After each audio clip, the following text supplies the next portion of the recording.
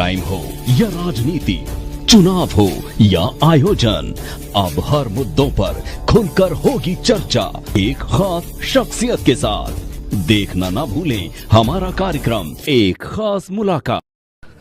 देखिए, आप सब जानते हैं न्यायपालिका कैसे चलती है या न्यायपालिका की ताकत क्या है। डेमोक्रेसी के 3 पार्ट, लेजिस्लेचर है, आप चुन के भेजते हैं, कौन चुनता है? पब्लिक। उसके बाद क्या आता है? एग्जीक्यूटिव, उसी में चुने में से कुछ लोग एग्जीक्यूटिव में आते हैं। और तीसरा पार्ट है न्यायपालिका। न्यायपालिका की ताकत कौन है? पब्लिक। तीनों पूरे इंटायर नेशन जो डेमोक्रेटिक सिस्टम है उसकी ताकत है पब्लिक।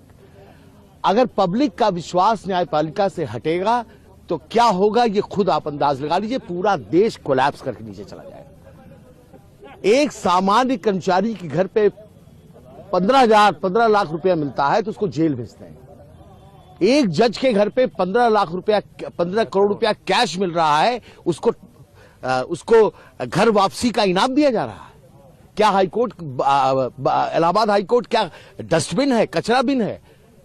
करप्शन के खिलाफ हाईकोर्ट बार बिल्कुल स्ट्रांग फुटिंग पे खड़ा है। हम उसका स्वागत यहां नहीं होने देंगे। उनका ज्वाइनिंग अगर होती है, we will sign the high court, lawyers will abstain from work. आगे देखिए, आज का ये जो अभी आपको फैसला है, जो हमने स्ट्रांग वर्ड में प्रोटेस्ट किया है, ये एग्जीक्यूटिव का डिसीजन है। We have got the power to protest. फैसला क्या होगा उसके लिए जनरल हाउस सोमवार को तय करेगी। बहुत बड़ी जनरल हाउस होने जा रही है जिसमें सारे लोग मिलकर ये तय करेंगे कि हमारी मांग क्या है। हम अंदाज आपको बता सकते हैं इस वक्त कि जनरल हाउस में क्या हमारी मांगे हो सकती है, लेकिन वो सहमति पर निर्भर करता है। जैसे इतना तो तय है कि जस्टिस यशवंत वर्मा को इलाहाबाद में नहीं भेजा जाए, ये हमारी मांग नंबर 1 है। नंबर 2, किसी तरह की अब कोई जांच की आवश्यकता नहीं है, क्योंकि अगर जस्टिस वर्मा कोई एक्सप्लेनेशन देते हैं उससे पब्लिक फेथ रिस्टोर नहीं हो सकता। पब्लिक फेथ पूरी तरह से डैमेज हो चुका है। अगर पब्लिक हट गई इस न्यायपालिका से तो माफियाओं का राज्य होगा। लोग माफियाओं के दरबार में न्याय मांगने जाएंगे। तो क्या हिंदुस्तान की सरकार चुप बैठ रही है, मौन है, खामोश है? ये न्यायपालिका खामोश है? क्या पब्लिक फेथ बचाने की जिम्मेदारी सिर्फ लॉयर्स की है, जजेस की नहीं है? ऑनरेबल सुप्रीम कोर्ट ने जो ये कोलिजियम ने डिसीजन लिया है, हम उसके अगेंस्ट हैं, हम उसके खिलाफ प्रदर्शन कर रहे हैं। सर, अगर वो आते हैं तो उसके बाद वो ज्वाइनिंग यहां अगर होती है, उनका स्वागत यहां होगा तो हाईकोर्ट को हम साइन डाई क्लोज करेंगे। इम्पैक्ट ये समझिए कि फिर हाईकोर्ट में, उनके कोर्ट में, अदालत में अनिल तिवारी अगर बहस करने खड़े हैं तो अनिल तिवारी को ये लगेगा पता नहीं दूसरे साइड से कितना पैसा लिया इन्होंने। क्या होगा आप बताइए? क्या पीछे बैठा हुआ मुवक्किल ये नहीं कह देगा कि भैया ये वही जज हैं जो पैसा लेते 15 करोड़ वाले? क्या होगा न्यायपालिका का?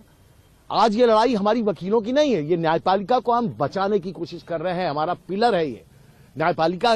वो चीज है जिसको अगर डैमेज हुआ तो इसका फिर हिंदुस्तान में कुछ नहीं बचेगा। न डेमोक्रेसी बचेगी, न स्वतंत्रता बचेगी, कुछ भी बचेगा नहीं। दोबारा गुलाम होना चाहते हैं क्या?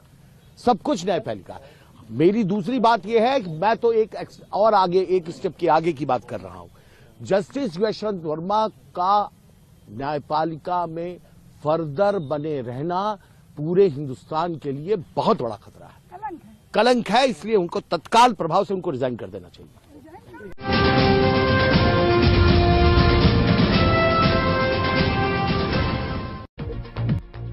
क्राइम हो या राजनीति, चुनाव हो या आयोजन, अब हर मुद्दों पर खुलकर होगी चर्चा एक खास शख्सियत के साथ। देखना ना भूलें हमारा कार्यक्रम एक खास मुलाकात।